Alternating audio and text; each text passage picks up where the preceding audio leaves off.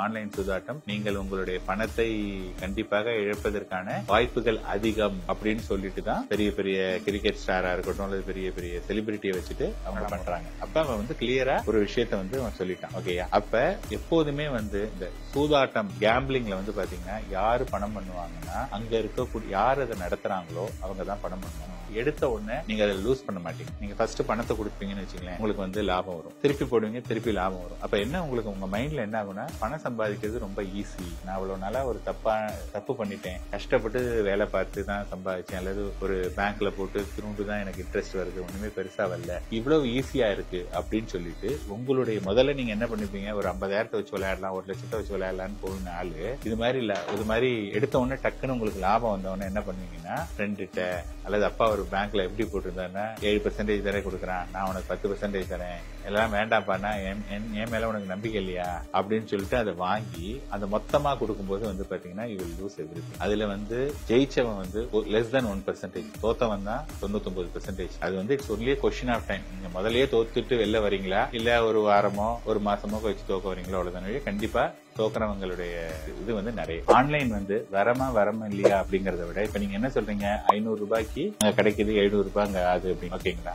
ஆனா 500 ரூபாய் தான் ஆகுதுன்னு சொல்லிட்டு ஒரு செட் எடுக்கிறாங்களா இல்ல 2 செட் எடுக்கிறாங்க. கரெக்டா? என்ன பொறுத்தவரை ஆன்லைன்ல எந்த பொருள் வாங்கணும்னா ஒரு பொருள் வந்து ஆஃப்லைன்லயும் ஆன்லைன்லயும் வாங்கினா வேறுபட்டு. இப்ப வந்து ஃபார் எக்ஸாம்பிள் நீங்க ஒரு பருப்பு வாங்குறீங்க, ஒரு பால் வாங்குறீங்க, அல்லது ஒரு மொபைல் போனே வாங்குறீங்க அப்படின்னா இதுல எல்லாம் வந்து சேஞ்ச் இருக்காது. ஆனா நீங்க ஒரு ஷூ வாங்குறது அந்த மாதிரியான பொருளை வந்து நீங்க அவாய்ட் பண்றது வந்து பெட்டர். ஆன்லைன்ல எந்த பொருள் வாங்கணும்னா ஒரு பொருள் வந்து ஆஃப்லைன்லயும் ஆன்லைன்லயும் வாங்கினா வேறுபட்டு. இப்ப வந்து ஃபார் எக்ஸாம்பிள் நீங்க ஒரு பருப்பு வாங்குறீங்க, ஒரு பால் வாங்குறீங்க, அல்லது ஒரு மொபைல் போனே வாங்குறீங்க அப்படின்னா இதுல எல்லாம் வந்து சேஞ்ச் இருக்காது. ஆனா நீங்க ஒரு ஷூ வாங்குறது அந்த மாதிரியான பொருளை வந்து நீங்க அவாய்ட் பண்றது வந்து யாராவது ஒருத்தர் நமக்கு லோன் கொடுக்குறாங்க அப்படின்னா அந்த லோனை வந்து நம்ம திருப்பி ரீபே பண்ணணும். லோன் இஸ் நாட் ஃப்ரீ, அது முதல்ல புரிஞ்சுக்கணும். யாரோ லோன் கொடுக்குறாங்க, லோன் கொடுத்தானா அதை நம்ம இன்னைக்கு என்ஜாய் பண்ணுவோம், நாளைக்கு பணத்தை கட்டுறதை பத்தி அப்புறம் பின்னாடி யோசிக்கலாம். அது தப்பு. முதல்ல யோசிக்கணும். ஓகே, நான் இன்னைக்கு ஒரு பொருள் வாங்குறேன் அப்படின்னா அது எப்படி நான் கட்ட போறேன், கட்டுறதுக்கான என்னால கட்ட முடியுமா, அல்லது ஒரு அமௌண்ட் வந்து நான் வெயிட் பண்ணிட்டு இருக்கேன் அதனாலதான் நான் இன்னைக்கு லோன் வாங்குறேன் அப்படின்னா ஓகே. ஆனா பெரும்பாலான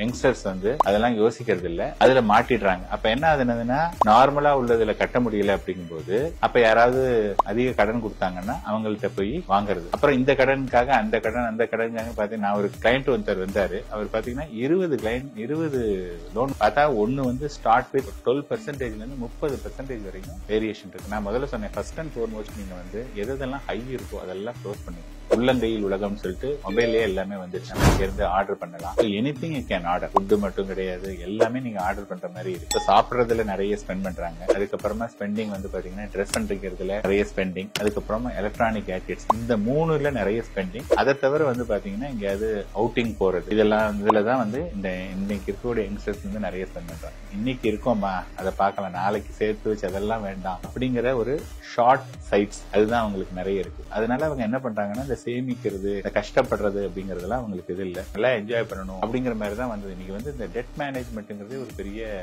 விஷயமா போயிட்டு இருக்கு. அதனால யங்ஸ்டர்ஸ் வந்து நமக்கு முதல்ல ஒரு மணி இருந்தாதான் ஸ்பெண்ட் பண்ணணும், அல்லது அதுக்கான ப்ரெடிக்டபிலிட்டி, அந்த மணி வரதுக்கான சான்சஸ் நிறைய இருக்குன்னா நீங்க வாங்கலாம், அதர்வைஸ் நீங்க வாங்கவே வேண்டாம். இப்ப ஏன் வந்து உங்களுடைய சொந்தக்காரங்க தரமாட்டேங்கிறாங்கன்னா உங்களுக்கு பணத்தை நீங்க வாங்கினீங்கன்னா திருப்பி தரமாட்டீங்க அப்படிங்கிற இது இருக்கு. நீங்க என்ன நினைச்சிட்டீங்க, சொந்தக்காரன் கொடுக்கல அப்படிங்கறத அது வந்து ஒரு இன்சல்ட்டா நினைக்கிறீங்க. ஓகேங்களா? ஆர் ஃப்ரெண்டு கொடுக்கறத இன்சல்ட்டுங்கிறீங்க. இந்த இன்சல்ட்டை வந்து பொறுத்துக்க முடியலன்னு சொல்லிட்டு அங்க போய் இந்த மாதிரி லோன் வாங்கும்போது அங்க கண்டிப்பா உங்களால கட்ட முடியாது. அப்ப அவன் பண்ணக்கூடிய டார்ச்சர் இருக்கு பாத்தீங்களா, அதோட கம்பேர் பண்ணுவோம் இந்த இன்சல்ட் ஒண்ணுமே இல்லை. அவர் முதல்ல உங்கள்ட்ட கேட்கறாரு, பணத்தை கொடுங்கறாரு, நீங்க கொடுக்கல. ஓகே, கொஞ்சம் காலவாசம் கொடுக்கறாரு, கொடுக்கல. அப்படின்னு இருக்கும்போது அவர் என்னென்ன வழியெல்லாம் யூஸ் பண்ணணுமோ அது வந்து என்னன்னா த்ரெட்டன் பண்ணலாம். இப்ப ஸ்மார்ட் போன், நம்ம ஸ்மார்ட் கிடையாது. அப்ப வந்து எனி ஆப் டவுன்லோட் பண்ணீங்கன்னா உங்களுடைய எஸ்எம்எஸ் ரீட் பண்ணுவேன், மெயிலை ரீட் பண்ணுவேன், உங்களுடைய போட்டோ எல்லாம் பார்ப்பேன், கான்டாக்ட ரீட் பண்ணுவேன், இது எல்லாம் ஓகேனா தான் அலவே பண்றோம் அப்படிங்கிறோம். அப்ப என்ன ஆச்சுன்னா நீங்க ஆல்ரெடி ஓபன் அப், உங்க வீட்டை அப்படியே திறந்து வச்சுட்டீங்க. அப்படிங்கும்போது அவன் என்ன பண்றான், ஒவ்வொரு விஷயமா சின்னதா வந்துட்டு யாராவது ஒரு கான்டாக்ட், இப்ப உங்க ஃப்ரெண்ட் கிட்ட சொல்லி ஒருத்தன் போன் பண்ணி இது மாதிரி வாங்கினா அவன் பணமே கொடுக்கல அப்படின்னு சொல்றான், அல்லது வீட்டுல உள்ளவங்கள்ட்ட போய் வந்து உங்க ஒய்ஃப்கிட்டயோ அவங்கள்ட்டயோ வந்து இது மாதிரி வாங்கினா அப்படின்னா நாளைக்கு வந்து அந்த மாதிரிலாம் வந்து அவங்க இது பண்றாங்க. ஒஸ்ட் கேஸ்ல வந்து பாத்தீங்கன்னா இப்ப நிறைய உங்களையும் இன்னொருத்தரோடையும் சித்தரிச்சு இந்த மாதிரியான ஒரு விஷயங்கள் டார்ச்சர். அதாவது இதுக்கு இவ்வளவுதான் லிமிட்டுங்கிறது கிடையாது. இன்னைக்கு அந்த லிமிட் வந்து ஸ்கை இஸ் த லிமிட். அவனை பொறுத்தவரை அந்த மணி வரணும். அதுக்காக எந்த எண்டுக்கு வேணாலும் போகணும். இல்ல நீங்க முறைப்படுத்தாம இருக்கிறவங்க வந்து எனக்கு தெரிஞ்ச வரையும் சிபிலை வந்து பண்ண முடியாது. ஏன்னா சிபிலை பொறுத்தவரையும் உங்களுக்கு வந்து ஒரு ரெஜிஸ்டர்ட் என்டிட்டி இது மாதிரி ஒருத்தர் வாங்கியிருக்காரு, அதுக்கு இதெல்லாம் ப்ரூஃப் அப்படிங்கிற போதுதான் வந்து பண்ண முடியும். இங்க வந்து நம்ம கொடுக்கக்கூடிய கடனை ஏகப்பட்ட வட்டி கொடுத்துருக்கோம். அங்க எதுவுமே வந்து இது கிடையாது, ஒரு கட்டமைப்பிலே இல்லாததுனால அங்க பண்றதுக்கான சான்சஸ் ரொம்ப கம்மி. அதனால உங்களுக்கு சிபில் ஸ்கோர் அஃபெக்ட் ஆகாது, பட் மென்டல் டார்ச்சர் நிறைய.